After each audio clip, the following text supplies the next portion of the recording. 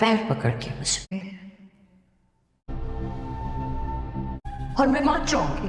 से सोच लिया कि इतना सब कुछ होने के बाद मुझे उनकी जगह पे यहाँ पे एक यंग आदमी वो इस कंपनी में काम करने के लायक नहीं है। ना तुम्हें सेव नहीं देता। With all due respect Shujaat साहब, आप काम कर सकते नहीं चाहिए जो डिलीवर कर सके। तुम्हें ये छोटी सी सॉरी कहोगे, फिर ये है कि तुम मेरे माफी मांगोगे। इस तरह अपने ससुराल वालों की तजलील कर।